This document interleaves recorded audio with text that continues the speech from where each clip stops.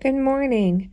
My name is Allison, and I'm here to talk to you a little bit about normal cardiac function, or how your heart works, and a common defect called transposition of the great arteries, that is also referred to as TGA. So normally, your heart works in a way that the inferior vena cava and the superior vena cava bring blood from your body to the heart into the right atrium. The tricuspid valve brings blood into the right ventricle, and it's pushed into the main pulmonary artery by way of the pulmonary valve.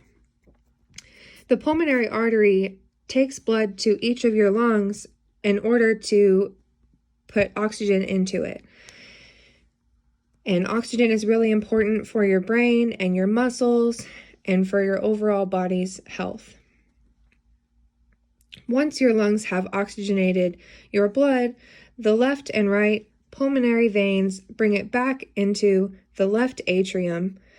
Remember, this is oxygenated blood now. This blood has oxygen. It's taken through the mitral valve into the left ventricle and up through the aortic valve into the aorta. And the aorta is really important because it comes up here and branches off to reach your shoulders and your brain, and then comes down behind the heart, called the descending aorta, to give oxygenated blood to the rest of your body. After that, when it reaches all of your tissues in your fingers and in your toes, your tissues take the oxygenated blood and take the oxygen out of it and send blood back up, like I said before, to the inferior vena cava and the superior vena cava. And this blood, like I said before, is now deoxygenated, which means it doesn't have any oxygen, and the cycle starts over again. Now, for a common defect that a lot of congenital heart disease patients see, like yourself, is transposition of the great arteries, or TGA, which means that the pulmonary artery and the aorta are switched. So normally the aorta would have been here, right? And the pulmonary artery would have started over here. The problem is that it creates a parallel circulation, which means instead of working together, these two circulations work separately from each other. So normally the pulmonary artery takes blood out to the lungs, and then the lungs oxygenate it and bring it back into the heart.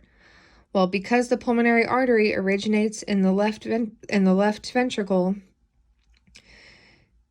and then takes the blood to the lungs, oxygenated blood just keeps going in this cycle, in through the veins, through the left atrium and left ventricle, and up through the artery, and keeps going like this and doesn't get to reach anywhere else. And the aorta, which would normally bring oxygenated blood, or blood that has oxygen in it, to the rest of your body, is stuck over here in the right atrium and right ventricle, circulating blood that doesn't have very much oxygen in it, or no oxygen at all. So the aorta pulls blood up through here and takes it down and takes it all over your body.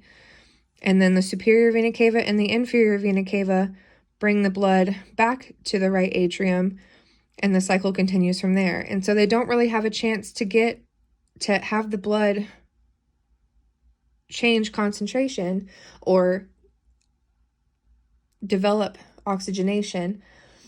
The most important, or one of the important parts of TGA, is that the ductus arteriosus, which is a little channel here that connects the pulmonary artery with the aorta, are still attached. And this allows for oxygenated blood in this artery to come up, and instead of only going to the lungs, it also shoots a little bit of it into the aorta here, and the blood in the descending aorta back here is a little bit mixed, which means it contains both oxygenated and deoxygenated blood. And this is important for survival, but surgery is usually what the best option to heal a defect like this. The pulmonary veins are here and back here, and they both reach the left atrium.